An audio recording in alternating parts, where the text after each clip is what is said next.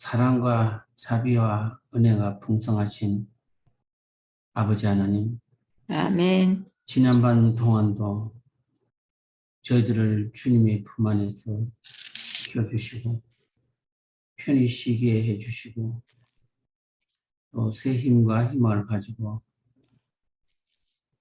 또 새날을 맞이하고 이 시간 우리서 말씀을 나누는 귀한 시간을 허락해 주신 은혜 감사합니다. 아멘. 저희들의 교회를 늘 주 안에서 새롭게 하시고 주님의 성령이 늘 살아있는 교회로 이끌어 주시옵소서. 아멘. 오늘 하루의 생활을 지켜주시고 인도하여 주시며 깨끗하고 진실한 삶을 살 수 있게 하여 주시고 건강하고 보람된 시간들이 되어 하나님 앞에 영광 돌릴 수 있는 우리 모두가 되게 도와주시기를 예수님의 이름으로 기도드렸습니다. 아멘. 감사합니다. 네, 감사합니다. 히브리서 13장 7절부터 16절까지를 이명숙 집사님께서 낭독해 주시겠습니다.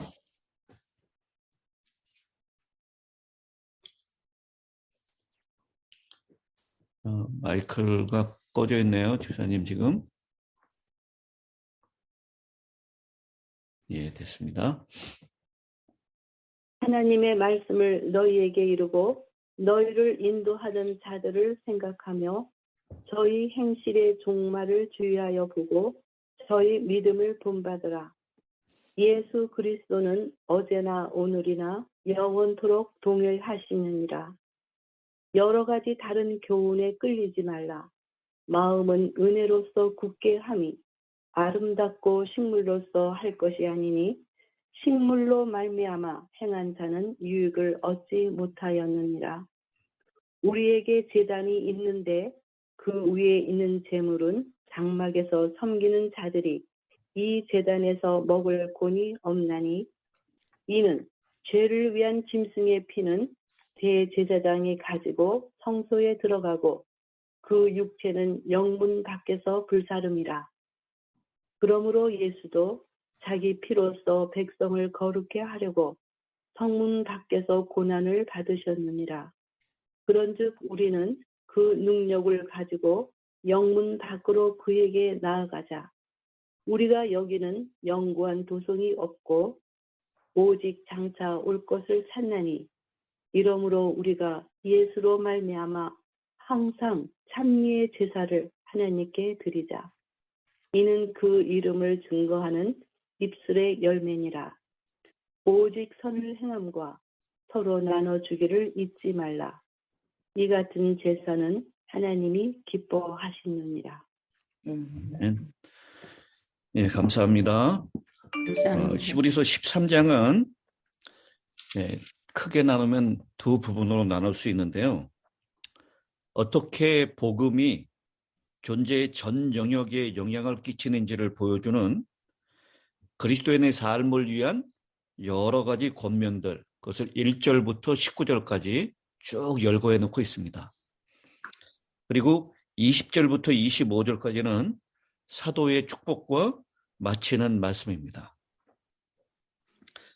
어제 이어서 우리는 이 순서에 특별한 순서를 따르지 않는 여러 가지 사도 바울의 실제적인 우리 그리스도인의 삶의 권면들을 계속 살펴보게 될 것입니다.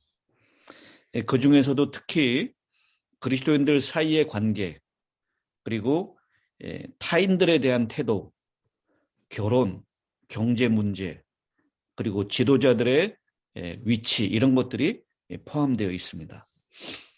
어제 복습을 겸해서 그 목록들을 한번 좀 살펴보도록 하겠습니다. 첫째는 1절에 형제 사랑하기를 계속해라. 서로 사랑하라라고 하지 않고 서로를 계속해서 사랑하라. 우리는 여기서 따뜻한 서로 돌보는 그리스도인 공동체를 볼 수 있습니다. 두 번째, 나그네들도 계속 대접하라. 이 사랑은 교회 가족의 테두리 밖으로 손을 뻗쳐서 지나가는 여행객들을 맞아들이는 것이다 라고 얘기를 하고 있습니다. 그 다음에 3절에서는 투옥당하고 고난당하는 사람들에게 동정을 나타내라. 이게 황금률의 정신이죠. 히브리인들이 사실상 많은 로마의 고난, 그리고 유대인 히브리인들은 동족들의 위협들을 같이 겸해서 당했습니다. 지금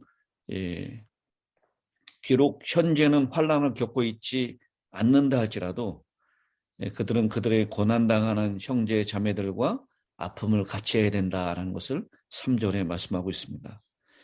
그리고 4절에서는 결혼과 성관계에 있어서 순교를 유지하라. 간음과 성적인 부도덕은 지금과 같이 그때에도 큰 문제였었다라는 것입니다.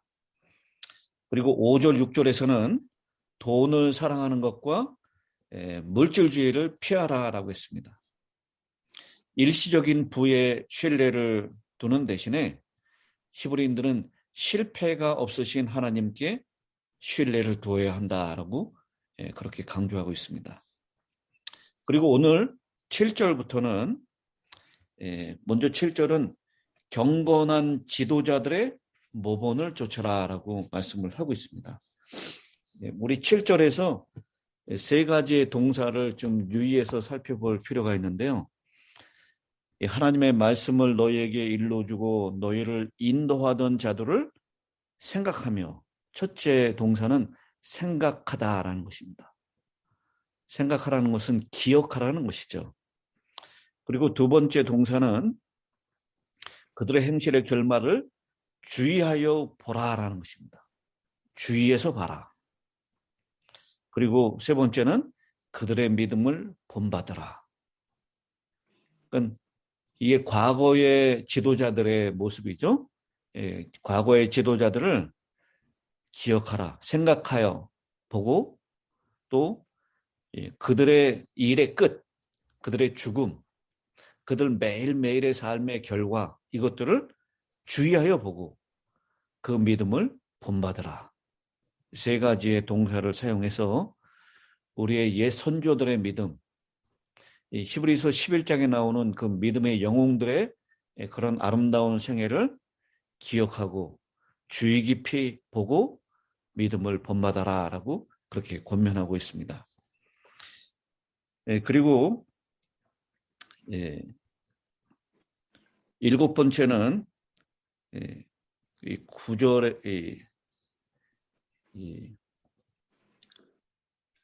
구절에 나와 있죠. 여러 가지 다른 교훈에 끌리지 말라. 이상한 가르침에 주의하라라는 것입니다.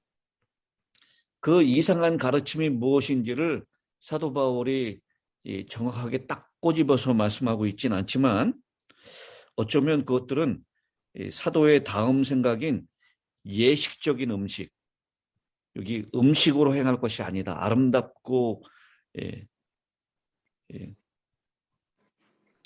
마음은 은혜로서 굳게 함이 아름답고 음식으로서 할 것이 아니니 음식으로 말미암아 행한 자는 유익을 얻지 못하였느니라 라고 해서 이 음식, 예식적인 음식들에 관계된 것, 아니면 우리 1장 5절부터 14절에 등장하고 있는 이 천사 숭배, 불합당한 천사 숭배들, 또 멜기세덱에 관한 이 추측들, 이런 것들이 여기 말하고 있는 여러 가지 다른 교훈이라고 얘기할 수 있습니다. 그런 것에 주의하라라고 얘기합니다. 그리고 11절부터 13절까지는 이 영문 밖으로 향하는 예수님의 그 능욕을 발자취를 따라라라고 얘기를 하고 있고요. 그 다음에 예수님이 참 제사장이신데 그를 믿는 모든 사람들, 우리 모두가 다 하나님께 나아간다는 의미에서 우리는 지금 다 제사장들이고, 우리가 드리는 희생 제물들은 동물의 피가 아니라 바로 그리스도께 대한 찬양과 타인들에 대한 선행들이다라고 하는 것을 15절부터 16절에 말씀을 하고 있습니다. 그리고 17절에 신실한 교회 지도자의 권위를 순복하라라고 말씀을 이어서 하고 있습니다. 그리고 18절, 19절에서는 기도하라라고 말씀을 하고 있습니다. 이 믿음으로 하나님을 섬기기로 결정한 그리스도인들, 어떠한 삶의 변화를 보여야 하는지 우리에게 말씀을 하고 있는데요. 그 범위가 얼마나 넓은가라고 하는 것을 우리가 먼저 살펴볼 수 있습니다. 예수께서 가져오시는 구원은 우리를 새 사람으로 변화시킵니다. 복음은 우리 삶의 모든 측면, 침실로부터 우리의 지갑에 이르기까지, 우리의 믿음으로부터 우리의 태도에 이르기까지 전 삶의 영역을 변화시킨 능력이 있다라는 것입니다. 특별히 그것은 동료 교인들, 지도자들, 그리고 나그네들과의 관계를 변화시킨다라는 것입니다. 그리스도교는 신조 이상의 훨씬 더 많은 것을 의미한다라는 것입니다.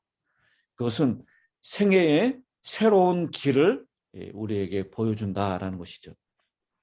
그리고 여기에서 말하고 있는 이 권면들이 매우 현실적이라고 하는 것에 우리는 주목을 하게 됩니다. 11가지의 항목들을 쭉 열거해 나갔는데요. 우리 시대의 삶을 위해서 중요한 어떤 것을 지니고 있는 것을 보게 됩니다.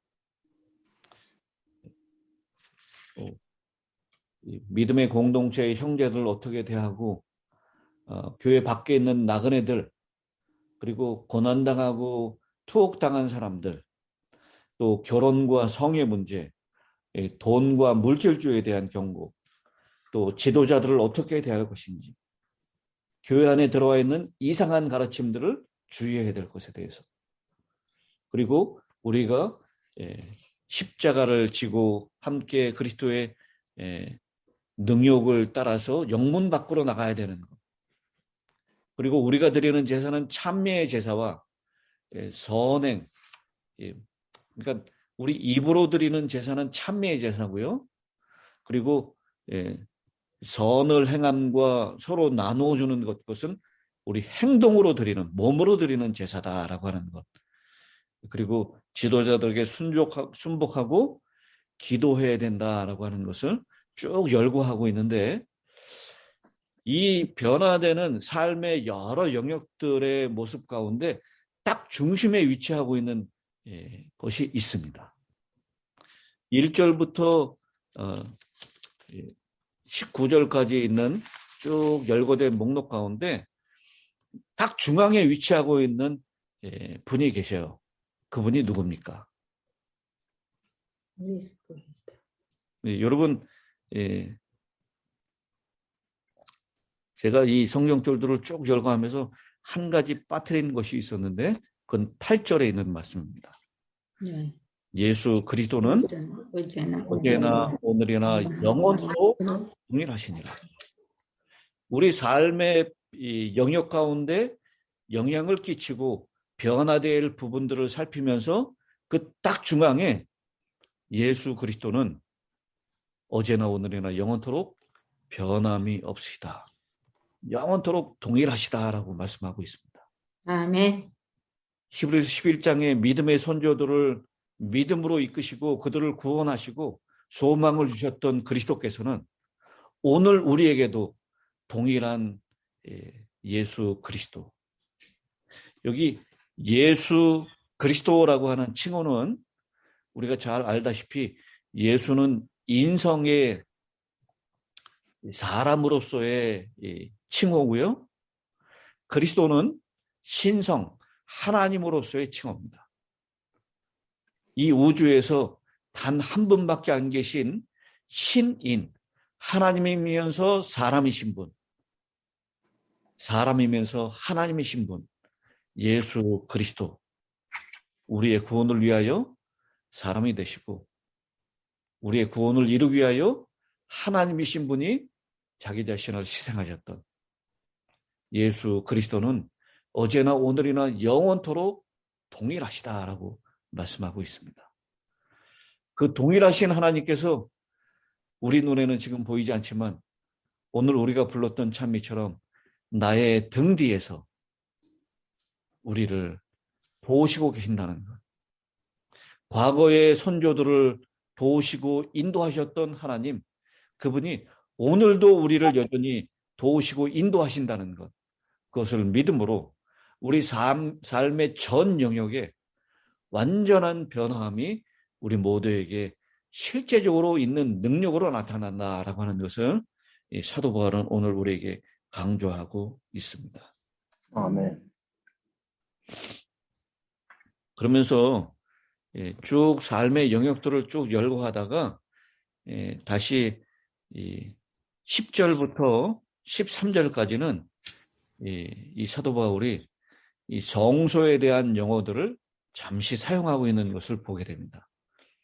여러분, 이 히브리서는 그 첫 번째가 그 독자가 유대인 히브리인이라는 것을 제가 여러 번 말씀을 드렸습니다. 유대인 히브리인, 그들은 그때 당시에 로마의 압제를 당하고 있었고요. 그리고 유대인들 자신의 동족들의 협박과 핍박을 당하고 있었습니다. 예수님이 돌아가신 지 오래되셨고 성소와 지성소를 가리고 있는 휘장이 찢어진 지 이미 30여 년이 지났습니다. 그런데도 불구하고 여전히 성전 예배에서는 이 동물들의 희생을 드리는 일들이 여전히 있었고, 그리고 비록 예수를 따르고 있는 유대인 그리스도인이라 할지라도 옛것으로 다시 돌아가려고 하는 그런 유혹들을 많이 받고 있었습니다. 실제로 사도 바울을 비롯해서 이 옛 성전 예배에 참여를 했었죠. 회당 예배에 참여했지만 그들로부터 배척을 당했고요. 그들은 사실상 그들이 늘 전통적으로 가지고 있었던 성전 예배에서 제외되는 듯한, 소외되는 듯한 느낌을 받았을 것입니다. 그런 유대인 히브리인들을 향해서 10절에 사도 바울은 그렇게 얘기합니다. 우리에게는 무엇이 있는데? 우리에게는 제단이 있는데 라고 말씀합니다. 비록 이 지상 성소의 기능은 끝났습니다. 예수님의 십자가를 통해서. 그러나 우리에게는 제단이 있다. 번제단이 있다라고 얘기합니다. 여러분, 여기 바울이 얘기하고 있는 우리에게 있는 번제단은, 이 제단은 무엇을 얘기하는 것일까요? 우리에게 있는 제단은 바로 예수님의 십자가를 얘기하는 것입니다. 예수님의 십자가는 어디에서 드려졌어요? 영문 밖에서 불사르게 되었다라는 것입니다. 실제로 갈보리, 예수님의 십자가 세워진 그곳은 성전 밖이었습니다. 예루살렘 성전 밖이었어요. 그리고 여기 11절에 죄를 위한 짐승의 피는 대제사장이 가지고 성소에 들어가고 그 육체는 영문 밖에서 불사릅니다 라고 했습니다. 여기 죄를 위한 짐승의 제사, 이것은 바로 속죄 제물을 얘기하는데요. 속죄 제물은 이 고기를 제사장들이 먹을 수가 없었습니다. 그래서 장막에서 섬기는 자들은 그 제단에서 먹을 권한이 없었다라고 10절에 얘기하고 있어요. 속죄 제물은 그 고기를 먹을 수 없었고 영문 밖으로 나가서 불태웠어야 했습니다. 그런데 예수님은 자신의 몸과 피, 이것을 우리에게 먹으라고 말씀하십니다. 제사장들은 먹을 수 없었지만 우리들을 위해서는 먹을 수 있는 특권을 먹을 권한이 없었던 제사장들에 비해서 우리는 먹을 수 있는 특권을 받은 제사장들이라는 것을 다시 한번 상기시키고 있는 것입니다. 그러면서 자기 피를 12절에 예수도 자기 피로써 백성을 거룩하게 하려고 성문 밖에서 고난을 받으셨느니라. 그런즉 우리도 그의 치욕을 짊어지고 영문 밖으로 그에게 나아가자라고 말씀을 하고 있습니다. 이 영문 밖이라고 하는 것은 사막에서 방황하는 지파들과 관련하여 구약에 여러 번 나옵니다. 그것은 이 이스라엘 공동체에서 쫓겨났었던 문둥병자들이 배회하는 곳이었고, 범죄자들이 처형되는 곳이었고, 속죄제로 사용된 동물들의 시체가 사루어지는 부정한 장소였습니다. 그 영문 밖은 이별과 죽음의 장소로 나타났습니다. 그런데 그것이 바로 예수님께서 돌아가신 곳입니다. 성전 안도 아니고 희생제물을 위하여 성별된 장소도 아니고 심지어는 거룩한 도성의 경내도 아니었습니다. 영문 밖은 범죄자들이 처형되었고 문둥병자들이 배회하는 곳이었고 동물의 시체들이 사루어지는 그 불경스러운 땅, 그 부정한 장소, 성문 밖에서 돌아가셨습니다. 그래서 주님께서는 이 영문 밖을 거룩하게 하셨다는 것입니다. 오히려 자기의 피로써 백성들을 거룩하게 하셨던 분. 그리고 학자들은요, 이 영문 안과 영문 밖을 비교하고 있는데요.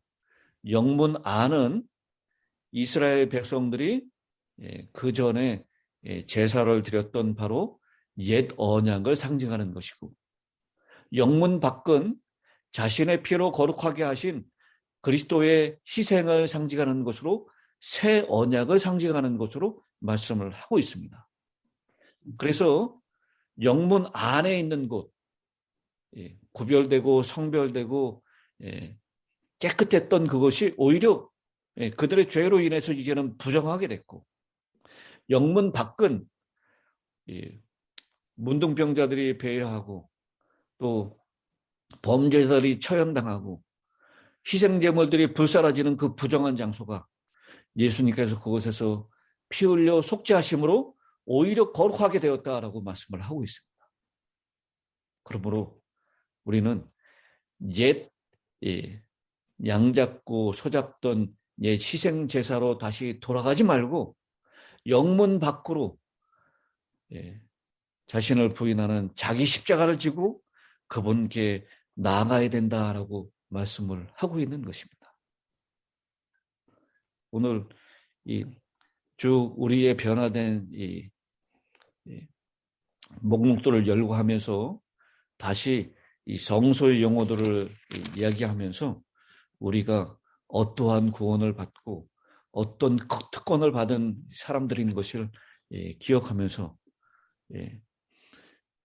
예수님께로 우리는 그러므로 항상 찬송의 제사를 하나님께 드리자라고 말씀하고 있습니다. 여러분, 하나님께서 왜 사람을 창조하셨죠? 하나님의 영광. 하나님의 영광을 위해서라고 말씀하시는데, 이 하나님께서 왜 우리를 창조하셨냐라고 말씀하시는 구절이 성경에 나오죠. 이사야서에 나옵니다. 그 이사야서에 어디에 나오죠? 이사야 3장 43장 7절. 네, 이사야서 43장 7절. 네, 하나님께서 우리를 지으셨던 것, 그것은 바로 우리를 내 영광을 하나님의 영광을 위하여 창조한 하나님을 찬미하게 하기 위해서였다라고 말씀을 하고 있습니다. 그래서 우리는 찬미의 제사를 하나님께 드려야 될 그런 목적을 가지고 이 땅에 태어났습니다. 늘 하나님께 찬미의 제사를 드려야 된다. 그래서 항상 여기 그렇게 얘기했죠. 예수로 말미암아 항상 찬미의 제사를 하나님께 드리자. 그래서 우리가 이제는 양 잡고 염소 잡고 소 잡고 그것으로 하나님께 제사를 드리는 것이 아니라 찬미의 제사를 드리자라고 사도 바울은 우리에게 권면하고 있습니다. 그리고 이 찬미의 제사는 16절에 이어지는 것이 있는데 선을 행함과 서로 나누어 주기를 잊지 말라. 하나님은 이 같은 제사를 기뻐하시느니라. 이건 행동으로 드리는 제사입니다. 그래서 우리는 이제 하나님께 제사를 드리는 제사장이 되었는데 바로 예수 그리스도를 따르는 영문 밖으로 나아가는 영원한 도성을 기대하고 소망하는 히브리서 11장에 있는 이 믿음의 선조들처럼 찬미의 제사를 드리며 또 몸의 제사를 드리는 우리 모두가 되셨으면 오늘 이 아침에 그런 은혜가 우리에게 있게 되기를 간절히 바랍니다. 아멘. 자, 이제 우리 이인자 어머니 받은 은혜를 좀 나눠주시기 바랍니다. 근데 그 전에 이사야서 43장 몇 절이라고 그러셨어요? 7절하고 21절 두 곳에 나옵니다. 네, 감사합니다.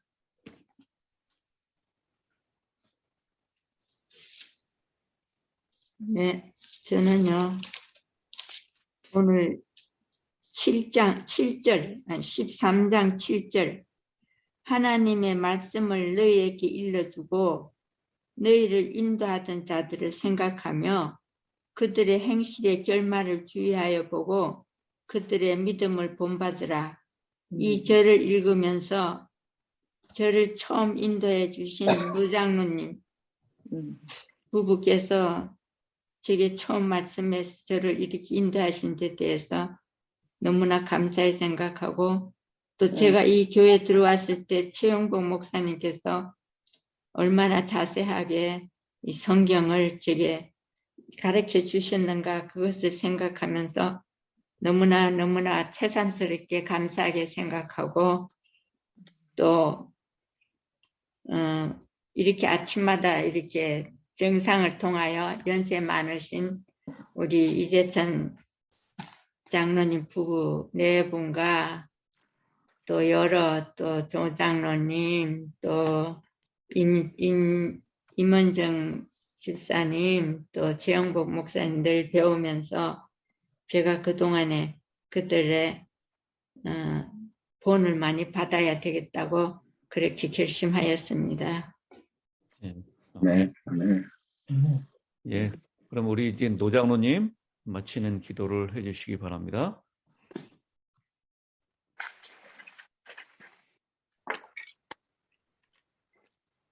이 계시는 무한히 자비로우신 우리 아버지 하나님, 오늘 아침에는 주님의 종을 통하여 우리에게 말씀해 주시는 이 말씀 한마디 한마디가 너무나 우리에게 감동과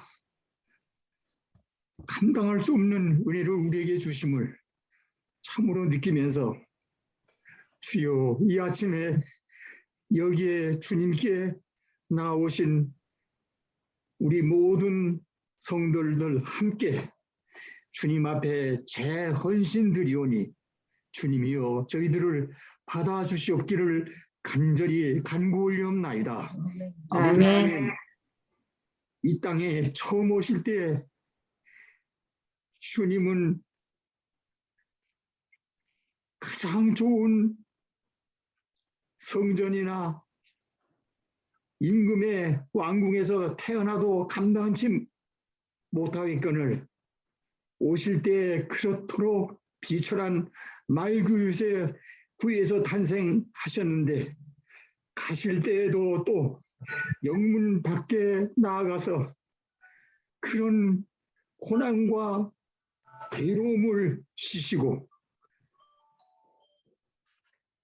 결국 아버지 앞에 돌아가신 우리 주님을 생각할 때 어쩌면 우리들을 위하여 이렇게로 사람이 생각지도 못하는 온갖 고난과 고생을 겪으시면서까지 이렇게 저희들을 사랑하사 저희들을 꼭 아버지께 이끄시고자 이러한 고난과 희생을 당하신 것을 이 아침에 말씀을 통하여 주님의 종의 간절한 호소 같은 슬픔 같은 설명과 말씀을 통하여 우리에게 깨닫게 해주시오니 주여 오늘 이 아침에 받은 이 은혜를 오늘 이 자리에 계신 우리 모든 성도들 심령에서 영원히 뜨겁게 불타게 하여 주시고 우리의 생애가 아버지 앞에 온전히 이전보다 더 큰 사랑과 충심으로 정말 7배나 더하는 강한 믿음으로 우리 주 예수님을 위하여 생애하며 아버지 앞에 영광을 돌리는 생을 사는 사랑하는 우리 힐탑 모든 성도들에게 되게 하여 주시고 주님 오시는 날까지 이 귀한 사랑, 이 귀한 복음의 중심이신 우리 주 예수 그리스도를 전하는 일에 주의 성령과 하나이 되는 사랑하는 우리 모든 성도들대로 축복하여 주시옵시며 특별히 이 아침에 저희들을 주님께 더욱 더 가까이 이끄시는 하나님의 종들 여기에 계신 우리 김 목사님, 안 목사님, 구 목사님, 이 목사님, 최 목사님 주의 성도 거룩한 하나님의 종들 위에 갑절의 성령을 더하셔서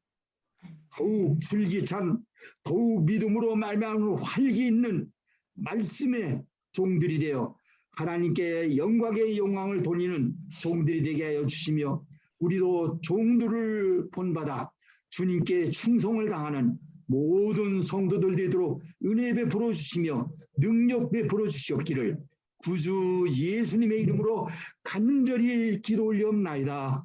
아멘. 아멘.